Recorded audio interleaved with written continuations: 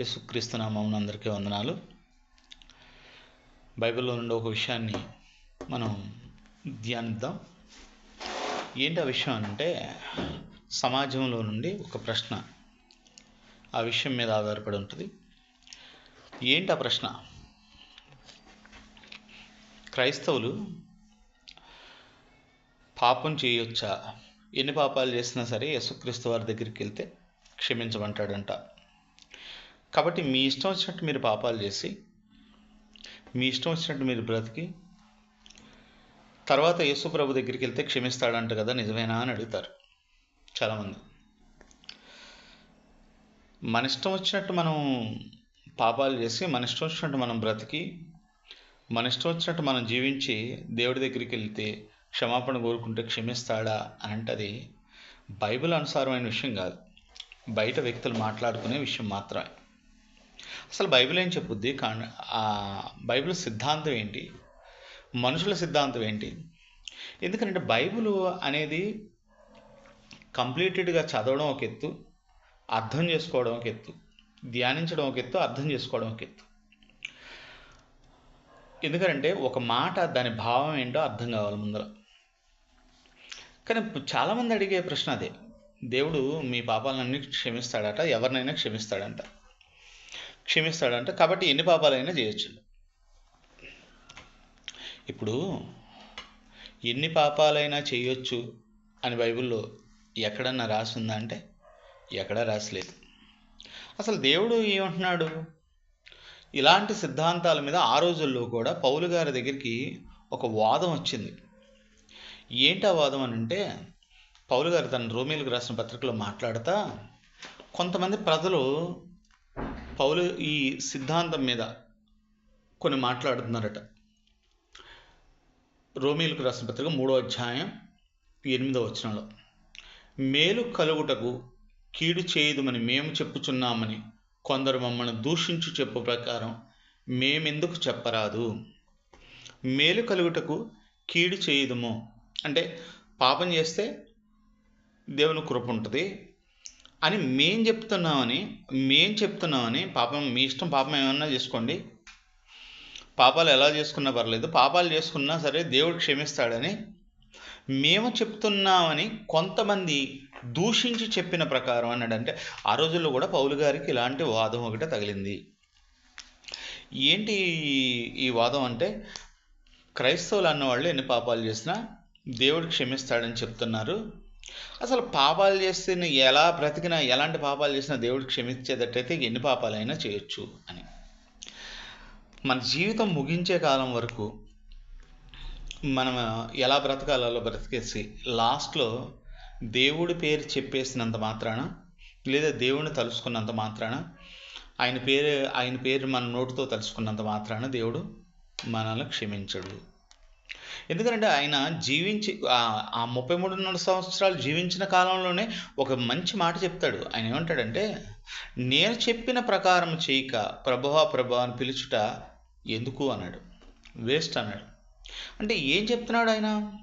నేను చెప్పింది చేయాలి, నేను చెప్పింది చేయకుండా నీ ఇష్టానుసారంగా బ్రతికేసి, నీ ఇష్టానుసారంగా నీ ముగింపులోకి వచ్చేసి ఫైనల్ డెత్తో అంటే మరణానికి దగ్గరగా వెళ్ళినప్పుడు ఏదో నా పేరు జపించేసి, ఆ జపించడం వలన నేను ఆ పాపాల నుండి బయటపడిపోతాను, ఇదిగో జపించడం వలన ఆ శ్రమల్లో నుండి బయటపడిపోతాను, కష్టాల నుండి బయటపడిపోతాను అని ఏదో నా పేరు ఉచ్చరించడం వలన నీకు ప్రయోజనం లేదు అని బైబిల్ చెప్తుంది. అంటే ఒక మనిషి తన కాలం ముగించుకునే వరకు నాకు పర్లేదు, నేను ముగించుకునే ఆఖరి క్షణాల్లో మరణంలోకి వెళ్ళిపోతున్నాం అనగా, ఇక మరణకాలం సంభవించినప్పుడు ఇంకా నేను నా దేవుడి పేరు తలుసుకుని ఉంటే ఆ పేరు తలుసుకోవడం వల్ల నాకు స్వర్గం రాదు అని బైబిల్ చెప్తుంది, దేవుడు చెప్తున్నాడు.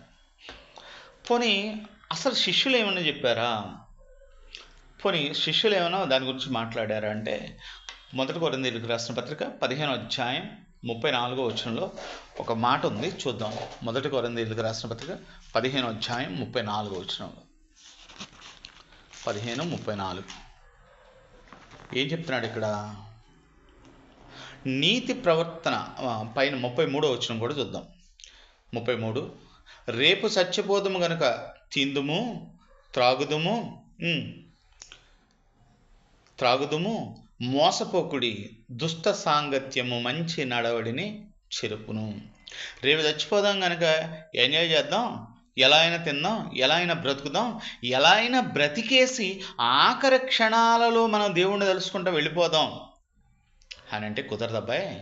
దుష్ట సాంగత్యము మంచి నడవడిని చెడగొట్టును. నీతి ప్రవర్తన గలవారై మేల్కుని పాపము చేయుకుడి. నీతి ప్రవర్తన గలవారై మేలుకుని పాపము చేయుకుడి. దేవుని గూర్చిన జ్ఞానము కొందరికి లేదు, మీకు సిగ్గు కలుగుటకే ఇట్లా చెప్పుచున్నాను. అంటే దేవుడు అర్థం కాలేదు అని అన్నాడు సమాజానికి. పౌలు గారు రాసిన కొరంథీ సంఘానికి ఒక పత్రిక రాస్తానే, పత్రిక రాసే ఆ రోజుల్లోనే దేవుడు మీకు అర్థం కాలేదయ్యా, దేవుడు మీకు అర్థమైతే ఏంటి రేపు తిందాం, త్రాగుదాం, ఎంజాయ్మెంట్గా ఉందాం అని అనుకుంటున్నారు.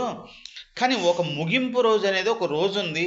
ఆ రోజు ఇలా చేసుకుంటా వెళ్ళిపోయి దేవుడి పేరు ఉచ్చరించిన మాత్రం చేత దేవుడు మనకి పరలోకం లేదు, స్వర్గం ఇవ్వడు అని చెప్తున్నాడు ఇక్కడ. ఎందుకంటే పాపము చేయకుడు, కొందరికి దేవుని గురించి జ్ఞానం లేదంటే ఎలా అర్థం చేసుకున్నారు దేవుణ్ణి? ఈ రోజుకి దేవుడిని ఎలా అర్థం చేసుకుంటున్నారు కొంతమంది ప్రజలు అని అంటే, పాపం మన ఇష్టం వచ్చినట్టు మనం చేసుకుని ఒళ్ళు అప్పగించేసుకుని మన ఇష్టం వచ్చినట్టు బ్రతికి ఆఖరి నిమిషాల్లో యేసయ్య యేసయ్య యేసయ్య యేసయ్య అని అంటే క్షమిస్తాడు అని ఎవరన్నా అంటున్నారు? దేవుడు తెలియని వ్యక్తులు అంటున్నారు, బైబిల్ తెలియని వ్యక్తులు అంటున్నారు, బైబిల్ గురించి జ్ఞానం లేని వ్యక్తులు అంటున్నారు. కానీ ఈ సిద్ధాంతం అనేది ఈ రోజు కాదు, ఆ రోజే ఉంది. కొన్ని వేల సంవత్సరాల క్రితం, అంటే సుమారుగా 2000 సంవత్సరాల క్రితం ఈ సంఘటనలు జరుగుతున్న కాలంలోనే దేవుడు అర్థం కాలేదు అంటున్నాడు. దేవుని గురించి, దేవుని యొక్క జ్ఞానము కొందరికి లేదు, మీకు సిగ్గు కలుగుటకి ఇలా చెప్పుచున్నాను అన్నాడు. సిగ్గు కలగడానికి చెప్తున్నాను. దేవుడు మీకు అర్థమయ్యాడా? సిగ్గు కలగడానికే చెప్తున్నాను అంటున్నాడు. అంటే ఎందుకని పాపాన్ని ఎంకరేజ్ చేశారా అని అంటే, పౌలు గారు తన జీవితంలో ఎక్కడా పాపాన్ని ఎంకరేజ్ చేసినట్టు లేదు. పౌలు గారే చెప్తున్నాడు, మమ్మల్ని అపార్థం చేసుకుని దూషించుచున్న ప్రకారం మేమెందుకు చెప్పకూడదు అంటున్నాడు రోమీయుల పత్రికలు. మేము అలా చెప్పకూడదు. పాపము నిమిత్తము చనిపోయిన మనము మరలా పాపములో ఎలా జీవించగలము అంటాడు కింద అదే అధ్యాయంలో రోమీయులకు రాసిన పత్రిక. పాపము నిమిత్తం చనిపోయిన మనము పాపం విషయంలో ఎలా జీవించగలము అని అంటాడు. చూద్దాం. 6వ అధ్యాయం 1వ వచనం. అలాగైతే ఏమందుము? కృప విస్తరింపవలెనని పాపము విషయము నిలిచి ఉందమా? అట్లా అనకూడదు. పాపం చేసుకుంటూ ఉండొచ్చు అనకూడదు. పాపము విషయంలో చనిపోయిన మనము ఇక మీదట ఎలాగ దానిలో జీవించుదము? ఆయన క్రీస్తు యేసులోనికి బాప్తీసం పొందిన మనమందరము ఆయన మరణములో బాప్తీసం పొందితమని మీరు ఎరగరా? మీకు తెలీదా? చనిపోయాం మనం. అలా అనకూడదు అంటున్నారంటే, అప్పుడు కూడా ఇలాంటి సిద్ధాంతాలు కొంతమంది తెలియని వ్యక్తులు చేసే రాద్ధాంతాలు ఉన్నాయి అని బైబిల్ చెప్తుంది. పైగా ఆయన పాపం చేసిన వ్యక్తులతో ఎలా మాట్లాడాలో, ఎలా ఆ వ్యక్తుల్ని ఎదుర్కోవాలా ఆ రోజుల్లోనే చెప్పాడు.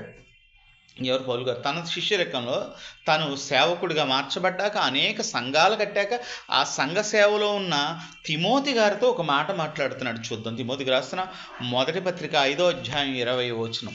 తిమోతికి రాసిన మొదటి పత్రిక 5వ అధ్యాయం 20వ వచనం.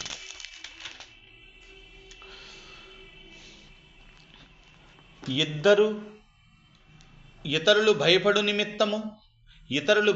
నిమిత్తము పాపము చేయు వారిని అందరి ఎదుట గద్దించుము.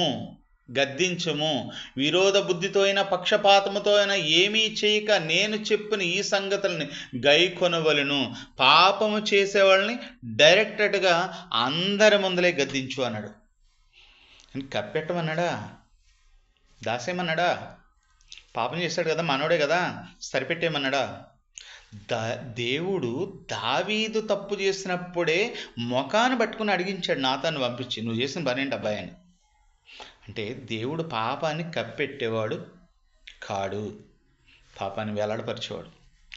సభలో వెల్లడపరిచాడు, సభలోనే నిండు సభలో నాతాను వెళ్ళి దావీదు నువ్వు చేసిన పని ఏంటని అడిగాడు. ఆ దుర్మార్గుడు నువ్వే అన్నాడు. అంటే దేవుడు పాపాలు చేస్తుంటే కప్పెట్టేసుకుని సరిపెట్టుకునేవాడు కాడు. కానీ మనం ఏమనుకుంటున్నాం, మనం అంటే మనం కాదు, కొంతమంది ఏమనుకుంటున్నారు, మీ క్రైస్తవులు లేదా క్రైస్తవుల్లో కొన్న కొందరు పాపం చేసినా పర్లేదు. ఎందుకనంటే యేసుక్రీస్తు వారు బలయ్యాడు కాబట్టి మనం పాపం చేసుకోం. యేసుక్రీస్తు వారు బలయ్యాడు కాబట్టి పాపం చేసినా పర్లేదు, ఆయన మా కోసం బలయ్యాడనే ఒక వర్గం కూడా ఉంది.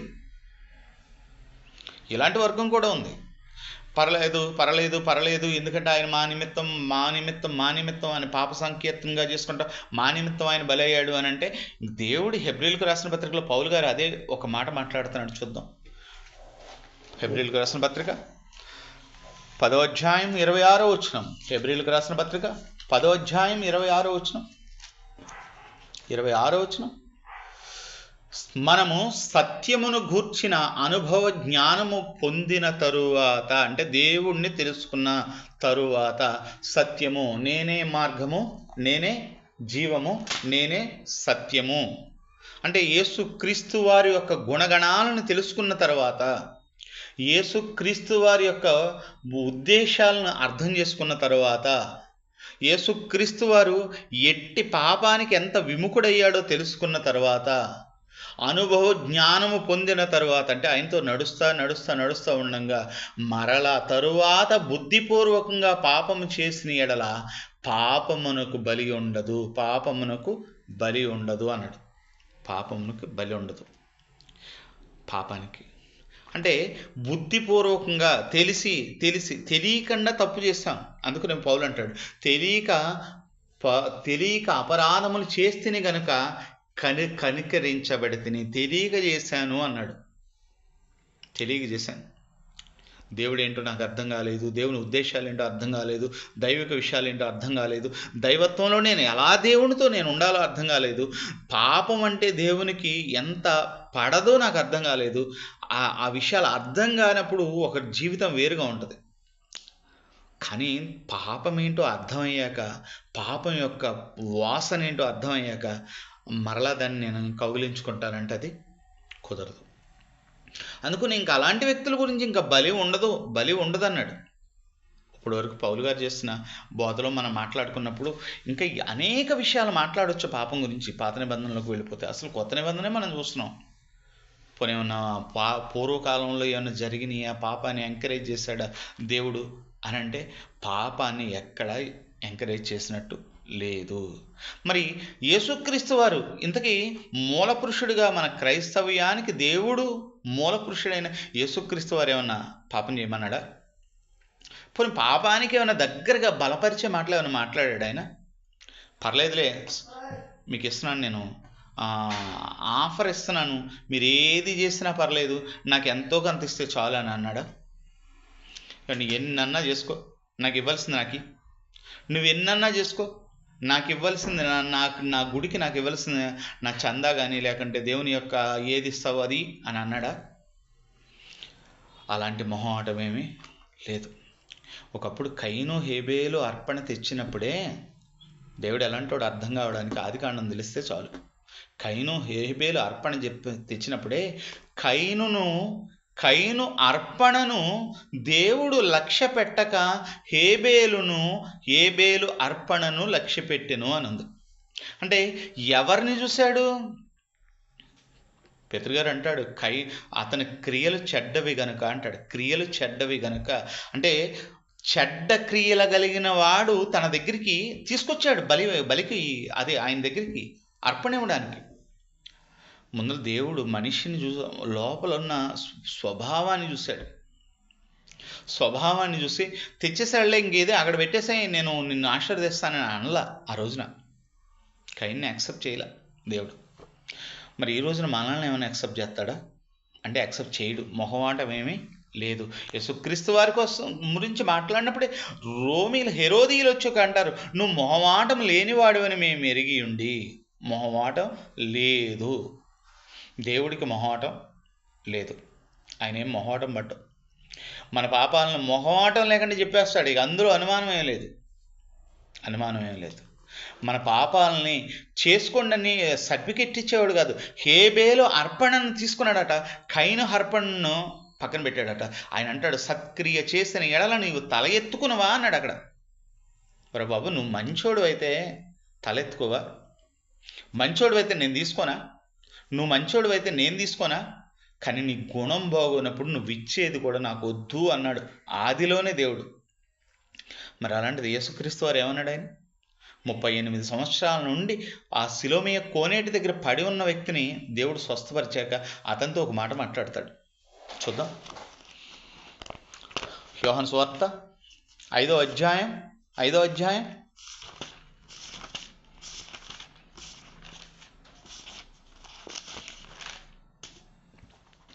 5వ అధ్యాయం యోహాను సువార్త 14వ వచనం. యేసు దేవాలయంలో వాని చూసి, ఇదిగో స్వస్థత నొందితివే, మరి ఎక్కువ కీడు నీకు కలగకుండునట్లు ఇకను పాపము చెయ్యకుమని చెప్పగా. జరిగింది చాలు కదా. ఇక జరిగింది చాలుగా. 38 సంవత్సరాల నుండి వ్యాధులతో తెగుళ్ళతో అణిగిపోయావు కదా కోనేటి దగ్గర. ఇది ఇంత కీడు చూసావు కదా, ఇంత కీడు చూసావు. ఇదిగో ఇలాంటి కీడు, ఇంకా ఎక్కువ కీడు నీ జీవితంలో రాకూడదంటే ఇంకెప్పుడు పాపం చేయక అన్నాడు. 38 ఏళ్ళు కోనేటి దగ్గర మగ్గిపోయినాడు. ఒకవేళ పాపంలో చచ్చిపోతే నరకంలో ఎన్ని ఏళ్ళు మగ్గిపోవాలి? 38 ఏళ్ళే కదా ఇక్కడ. 38 సంవత్సరాలు మగ్గిపోయాడు కోనేటి దగ్గర. ఎప్పుడు వస్తుందా, స్వస్థత వస్తుందా, జబ్బు తగ్గుద్దా, రోగం తగ్గుద్దా అని 38 ఏళ్ళు నిరీక్షించినోడికి ఒక కఠినమైన కాలం కాదు అది. అంటే తను ఒక మనిషి 60-70 ఏళ్ళు అంటాడు, 60-70 ఏళ్ళు అంటాడు కీర్తన గ్రంథంలో. 60-70 ఏళ్ళు అంటే సగం కాలం తన వ్యాధిలో నలిగిపోయి ఆ కోనేటి కాడ ఉన్నాడు. ఇప్పుడు అన్నాడు, మరీ ఎక్కువ కీడు. ఒక మనిషి లోకమంతయు సంపాదించుకుని తన ప్రాణము పోగొట్టుకుంటే వానికి ఏమి ఫలము అంది బైబిల్. వాడికి ఏం లాభం? ప్రాణం పోగొట్టుకుంటే. అప్పుడు వాడు చనిపోయాక నరకానికి వెళ్ళాక అది ఇంకా యుగాలు. ఇక్కడ 38 ఏళ్ల తర్వాత యేసుక్రీస్తు వారు వాడిని నిలబెట్టాడు. ఇక నరకానికి వెళ్ళాక నిలబెట్టేది ఎవడు? మరి ఎక్కువ కీడు కలగకుండా పాపం చెయ్యొద్దు అని చెప్పాడంటే చెయ్యమని దేవుడు లైసెన్స్ ఇచ్చినవాడు కాడు. మనం అనేసుకుంటుంటాం, లేదా మనలో కొందరు అనుకుంటుంటారు, లేదా మనతో కొందరు అంటుంటారు పాపం చేసినాయేమో అంట. మీరు ఎన్నైనా చేసుకోవచ్చండి, ఎన్ని తప్పులు చేసుకోవచ్చు. వ్యభిచారం మందు పట్టబడిన స్త్రీ తనకి దొరికినప్పుడు మీలో పాపం లేనివాడు ఎవడో రాయేయండి అన్నాడు. రాయేయండి అన్నాక ఎటివాళ్ళు అటు ఆ రాయేయకుండా వెళ్ళిపోయారు. ఆ సందర్భంలో అందరూ వెళ్ళిపోయారు. యేసుక్రీస్తు వారు ఏదో రాసుకుంటున్నాడు నేల మీద. ఆ వెళ్ళిపోయే ఎవరి మార్గమున వాళ్ళు వెళ్ళిపోయాక ఆయన వారిద్దరూ మిగిలారు. అప్పుడు ఆ యేసుక్రీస్తు వారు ఆవిడతో అన్న మాట, యోహాను సువార్త 8వ అధ్యాయం 34వ వచనం, 36వ వచనం, 8, 34, 36.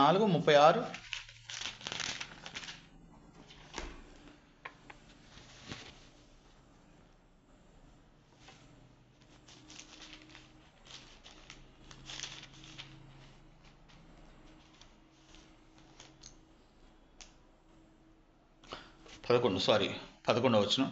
యోహాను సువార్త 8, 11వ వచనం. 11వ వచనం.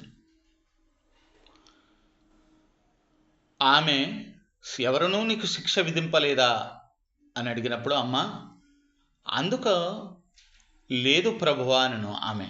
అందుకు యేసు ప్రభువారు, నేనును నీకు శిక్ష విధింపను, ఇక నీవు వెళ్ళి పాపము చెయ్యకుము అని చెప్పాను. ఏం చెప్పాడట? పాపము చెయ్యకు. బైబిల్ ఏం చెప్తుంది? చెయ్యకు. ఇక వెళ్ళి పాపము చెయ్యకు. మరలా రేపొద్దున మొదలెట్టే, మరలా రేపొద్దున వ్యభిచారం అందు దొరుకు, మరలా నేను విడిపిస్తాను అన్నాడా? ఇంకా మరలా చెయ్యొద్దు అన్నాడా? చెయ్యొద్దు, కుదరదు అన్నాడు. బైబిల్ యాక్సెప్ట్ చేయదు. సిన్ అనే పాపాన్ని ఎక్కడా బైబిల్ ఒప్పుకొని ఒప్పుకోదు. బైబిల్ ఒప్పుకోదు. నో మోర్ సిన్ అంటాడు అక్కడ. నో మోర్, ఇంకా మరలా ఇలాంటి పాపాలు ఎప్పటికీ చేయొద్దన్నాడు. అంటే యేసుక్రీస్తు వారు పాపాన్ని ఎంకరేజ్ చేయడు, అనుమతించడు, ఒప్పుకోడు. బైబిల్ సిద్ధాంతం ప్రకారం పాపం చేసేసి క్షమాపణ పొందుకుంటాను, మరలా నేను చేసుకుంటానంటే కుదరదు. అందుకని ఆఖరిగా ఒక మాట చూసుకుని ముగించేసుకుందాం. పేతురు గారు రాసిన మొదటి పత్రిక 4వ అధ్యాయం 1 నుంచి 4 వచనాలు. పేతురు గారు రాసిన మొదటి పత్రిక 4వ అధ్యాయం. క్రీస్తు శరీరమందు శ్రమపడెను, మీరును అట్టి మనస్సును ఆయుధముగా ధరించుకునండి. శరీరమందు జీవించు మిగిలిన కాలము ఇక మీదట మనుజాలను అనుసరించి నడుచుకునక, మనసు చెప్పిన మాటలు వినక, మనుజాలను అంటే మనసులో పుట్టే ఉద్దేశాలని అనుసరించి నడుచుకొనక, దేవుని ఇష్టానుసారముగా నడుచుకున్నట్లు పాపముతో జోలి ఇక నేమియు లేకుండా ఉండును. ఇక నువ్వు దేవుని ఇష్టారంగా ఉన్నప్పుడు పాపము జోలి నీకు ఇక ఉండకూడదు అంటున్నాడు. మనము పోకిరి చేష్టలు, దురాశలు, మద్యపానము, అల్లరితో కూడిన ఆటపాటలు, తాగుబోతులు, విందులు, చేయదగని విగ్రహ పూజలు మొదలైన వాటిని నడుచుకున్న అన్యజనుల ఇష్టము నెరవేర్చుచుండిన గతించిన కాలము చాలు.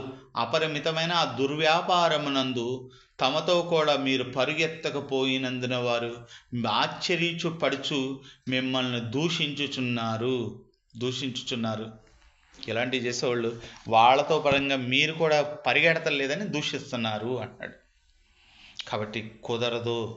ఇంకా మనం మనసును అనుసరించే విషయాల్లో నుండి దేవుడు అనుసరించే విషయాల్లోకి రావాలి అంటాడు. దేవుడు అనుసరించే విషయం ఏంటి? అసలు మనుషుల నుండి పాపాన్ని పోగొట్టడానికి వచ్చిన ఆయన పాపానికి అనుమతిస్తాడా? ఒక డాక్టరు వ్యాధిని తగ్గిస్తాకు వచ్చానని ఆ వ్యాధికి సంబంధించిన ఇంజక్షన్లు మరలా మనిషిలోకి చేస్తాడా? చేయడు కదా. ఒక మంచి డాక్టర్ వచ్చాడు, తన ప్రాణం పెట్టి ఒక వ్యక్తిని కాపాడుకుని మరలా క్యాన్సర్ కణాలు ఎక్కిస్తాడు లోనకి. కాబట్టి మరలా దానికి అనుమతించాడు. కొంచెం మనం ఇబ్బందిగా ఉన్నప్పుడే డాక్టరు ఎన్నో పత్యాలు చెప్తుంటాడు, వద్దు ఇంక దీన్ని మానే, ఇది మానే. ఇదిగో మీకు ఈ జబ్బు తగ్గాలంటే ఇది మానేయాలి, కట్ చేసేయాలి అంటాడు. ఒక లోకంలో ఉన్న వైద్యుడే మనలో శరీరంలో ఉన్న కొన్ని పార్ట్స్లో ఉన్న ఇబ్బందులకి ఈ కట్ చేయాలని నిర్మోహటంగా చెప్తున్నాడంటే మరి దేవుడు ఏం చెప్తాడు? నేను స్వస్థపడుతుంటా, నేనేమో సరి చేస్తుంటా, నేను వైద్యం చేస్తుంటా, నీ ఇష్టం వచ్చినట్టు నువ్వు బ్రతకంటాడా? ఒక షుగర్ ఉన్న పేషెంట్కి ఎలా చెప్తున్నాడు అసలు ఈ రోజున? షుగర్ ఉన్న ఆయనకి ఒక ఆయన షుగర్ తిను అంటాడా? ముందర షుగర్ ఆపు అంటాడు. ముందర షుగర్ ఆపు, నేను వైద్యం చేస్తా. దేవుడు కూడా అంతే, షుగర్ ఆపు. అందుకని ఆయన అంటాడు యోహాను సువార్త 8వ అధ్యాయం 34లో, పాపము చేయువాడు పాపమునకు దాసుడు, క్రీస్తు కుమారుడు మిమ్మల్ని స్వతంత్రులుగా చేసెను. స్వతంత్రుడు ఎప్పటికీ దాసుడు కాకూడదు. ఎందుకంటే కొంత ధనాన్నిచ్చి మనల్ని అప్పుల్లో నుండి బయటకు వచ్చిన ఆయన నీ ఇష్టం వచ్చినట్టు అప్పులు చేసుకోమని చెప్తాడా? చెప్పడు కదా. కాబట్టి కొంతమంది